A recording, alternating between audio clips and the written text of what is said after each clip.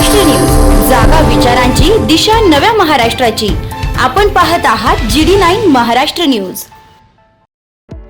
आरोग्याची खात्री सेवेत तत्पर येवला शहरातील विश्वासार्ह नाव डॉक्टर साळुंखे यांचं अनिरुद्ध मल्टी स्पेशालिटी हॉस्पिटल येथे उपलब्ध आहेत अत्याधुनिक सुविधा, CT scan, colour sonography, digital X-ray, ICU, NICU, सुसज्ज ऑपरेशन थिएटर, फिजिओथेरपी, किमोथेरपी, स्त्रीरोग व प्रसूती विभाग, यूरोलॉजी विभाग, एंडोस्कोपी व कोलोनोस्कोपी, हाडांचे ऑर्थोपेडिक विभाग, कॅन्सर शस्त्रक्रिया, मेंदू व मणक्यावरील शस्त्रक्रिया तसेच मूत्रपिंडातील खड्यांच्या शस्त्रक्रिया, याशिवाय आयुष्यमान भारत प्रधानमंत्री जन आरोग्य योजना, महात्मा ज्योतिराव फुले जन आरोग्य योजना आणि मुख्यमंत्री सहायता निधी यांसारख्या विविध शासकीय योजनांचा लाभ उपलब्ध।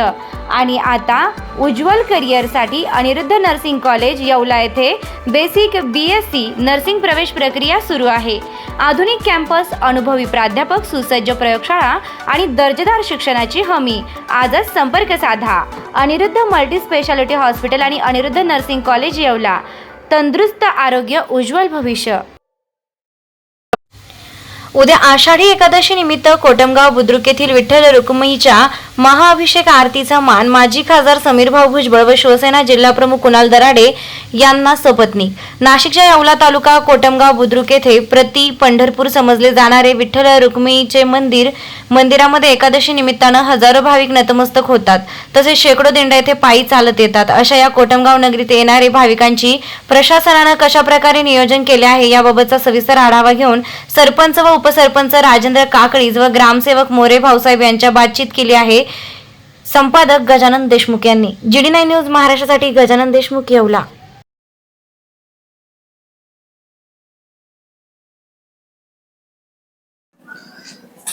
रामकृष्ण हरी माऊली। नमस्कार, मी गजानन देशमुख आपलं GD9 नेतृत्वामध्ये खूप खूप स्वागत करतो। उद्या आषाढ एकादशी आहे आणि नाशिकच्या येवले तालुक्यात जे कोटमगाव बुद्रुक आहे, या कोटमगाव बुद्रुक मध्ये प्रति पंढरपूर म्हणून मानलं जातं। इथे या पंढरपूरला जे जे भाविक जातात तितकेच भाविक या कोटमगाव मध्ये दाखल होत असतात।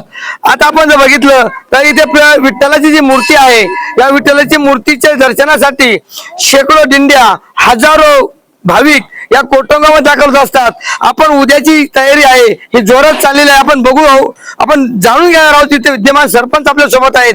उद्याची तयारी कशी केली आहे मला सांगा, कसं उद्याची तयारी कशी केली आहे? उद्या एकादशी निमित्ताने लाखो भाविक येतात आमच्याकडे। हे प्रति पंढरपूर मानले जातंय आणि लाखो भाविकांची आलेले व्यवस्था आहे। पिण्याचं पाणी असेल, इथं उभं राहण्यासाठी असेल, आलेल्या दिंड्यांसाठी असेल, दर्शन रांगांसाठी असेल किंवा आलेले दुकानदार जे लोक आहे, ज्यांना व्यावसायिक लोक आहे, व्यावसायिक लोकांसाठी। आणि तसेच सकाळी आमच्याकडे समीर भाऊ भुजबळ व कुणाल भाऊ दराडे यांच्या हस्ते आरती ठेवलेली आहे। अच्छा, अभिषेक पूजा ठेवलेली आहे। आरतीचा मान यांना दोघांना दिलेला आहे आम्ही। अच्छा, आणि ज्या दिंड्या येणार आहेत बाहेरून, त्या दिंड्यांचं कसं नियोजन केलं आहे? गावामध्ये तुम्ही कसं थांबवलं, कुठं आहेत, कसं येणार, कसं? आल्यानंतर कुणाल भाऊंनी आम्हाला जे दिलेलं शेड आहे त्याचे आज पहिल्याच वर्षी त्याचं उद्घाटन आहे। त्या याच्यामध्येच शेड मध्येच बसणार। अच्छा, तिथं ते दिंडीवाल्यांचं नियोजन आहे। अच्छा, बाकी काही मंदिराच्या समोरची जी जागा आहे तिथं होईल आणि बाकीचे शेड मध्ये होईल। नक्कीच आपल्या सोबत उपसरपंच आहेत। सांगा, मला काय सांगाल तुम्ही, कसं तुम्ही नियोजन वाटतं यात्रेकडे? नियोजन म्हणजे आपल्याकडे लाखो भाविक येतात दरवर्षीप्रमाणे। आपल्या इथं मेडिकल सुविधा आहे, त्यानंतर आशिषियन वाले येवल्यावरनं ते मेडिकलची सुविधा आहे। त्यानंतर रक्तदान शिबिर आहे, आलेल्या भाविकांसाठी मोफत चहा, पाणी, नाश्ता, फराळ आहे आणि निवारा शेड आहे। भक्त निवास मध्ये पाठीमागे बिल्डिंग बी भरपूर सुविधा अशी, म्हणजे भाविकांची गैरसोय होणार नाही असं कुठल्याही प्रकारचं अनुचित कार्य आजपर्यंत झालं नाही, होऊ देणार नाही आम्ही। आणि आमचे सरपंच त्यासाठी पूर्णपणे भक्कम आहेत, त्यामुळे आम्हाला चिंता करण्याची काही एक गरज पडत नाही। नक्कीच आपल्याजवळ ग्रामसेवक आहेत, एक शासकीय प्रतिनिधी आहेत।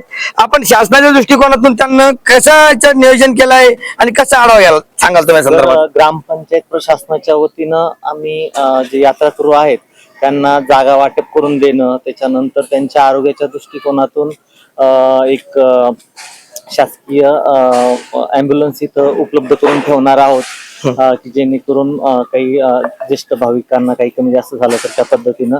त्याच्यानंतर प्रशासनानं बाकीच्या ज्या सुविधा आहेत, रस्ते वगैरे, ते सगळं 2-4 दिवसापासून सगळं साफसफाई करून आणि भाविकांचा जो प्रवास आहे तो सुकर होण्याच्या दृष्टिकोनातून आमच्या सगळ्या ग्रामपंचायत प्रशासनानं त्याचं दखल घेतलेली आहे. साधारणतः किती भाविक येण्याचा अंदाज वर्तवला तुमच्या? तर मागच्या वर्षी साधारण 200+ दिंड्या आल्या होत्या.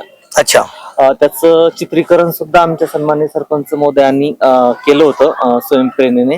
आणि याही वर्षी प्लस येतील असा अंदाज आहे. आणि एक म्हणजे साधारण एका दिंडीमध्ये 1200+ भाविक असतात. 1200 किंवा त्यापेक्षा 1000+. हो, 1000-1200+ राहतात. म्हणजे सर त्या मापात तेवढे भाविक येतात. आणि जे बाकीचे जे भाविक आहेत सर, या सगळ्या म्हणजे तिन्ही जिल्ह्यातून खूप मोठ्या प्रमाणात भाविक येतात. कारण एकदम सेंटरला गाव आहे आमचं आणि प्रति पांडुरंग म्हणून इथं सगळं पाहायला जातं. असं पण बारमाही सुद्धा दर्शनाला एकादशीच्या निमित्तानं कंटिन्यू भाविक गर्दी चालू राहते. आणि त्या दृष्टिकोनातून आम्ही सगळं मला सांगा का प्रति पंढरपूर म्हणून इथं हे प्रख्यात आहे, हे कोटमगाव तुमचं, तर काय सांगाल विठ्ठलाची ख्याती काय सांगू शकाल? पहिले प्रथम मी हे सांगतो, महाराष्ट्र मराठी न्यूज यांचं मी पहिलं अभिनंदन करतो. जिडीनाईंचं. दुसरं इथले सरपंच आणि सदस्य आणि ग्रामसेवक साहेब यांचं फार महत्वाचं काम आहे आणि त्यांनी सर्व व्यवस्थित पार पाडलं जातं. राहिला प्रश्न दिंड्याचा आणि येणाऱ्या भाविकांचं, येणारे सर्व भाविकांचं मी पहिलं मनापासून स्वागत करतो आणि गावाच्या वतीने बी स्वागत करतो. नक्कीच आपण बघितलं इथलं जे आहे ते नियोजन आहे, या सरपंच असतील, ग्रामसेवक, ग्रामपंचायतने एक अति सुंदर असं नियोजन केलं आहे. चुना टाकून प्रत्येकाला जागा वितरित आखून दिली आहे. त्या जागेमध्ये त्यांनी थांबायचं आहे आणि ते मार्ग वेगवेगळे, जाण्याचा मार्ग वेगळा आहे, येण्याचा मार्ग वेगळा आहे. आणि तेवढंच नव्हे तर इथे अँब्युलन्स व्यवस्था आणि मोफत उपचार व्यवस्था सुद्धा इथे दाखल करण्यात आली आहे उद्यापासून.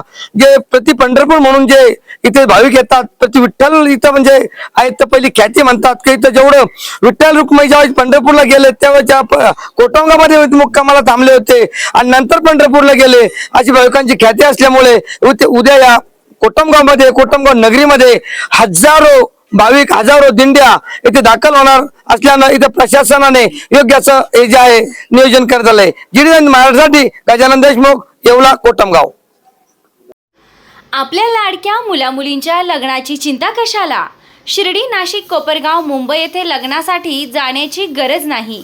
वर्मा लॉन्स घेऊन आले आहे सर्व समारंभासाठी एकमेव भव्य ठिकाण. तुमच्या जीवनाला खास आणि सुंदर अविस्मरणीय बनविण्यासाठी योग्य ठिकाणाची निवड महत्त्वाची असते. त्या प्रत्येक स्वप्नपूर्ती क्षणांसाठी वर्मा लॉन्स आहे ना. विस्तारणीय, हिरवळ, प्रशस्त लॉन्स, प्रशस्त पार्किंग, अनेक सुविधा, सर्व काही एकाच ठिकाणी. Verma lawns, Yeola, Nashik road, Erandgaon. एक वेळ अवश्य भेट द्या, खात्री करा. रेस्टॉरंट वर्मा पॅलेस, येवला, कोपरगाव रोडच्या आकर्षण restaurant Verma palace, luxury room, multicuisine restaurant, भव्य banquet hall, AC room, terrace garden व स्वादिष्ट जेवण. एक वेळ अवश्य भेट द्या. आपल्या अपेक्षापेक्षा जास्त सेवा आपल्याला नक्कीच मिळेल.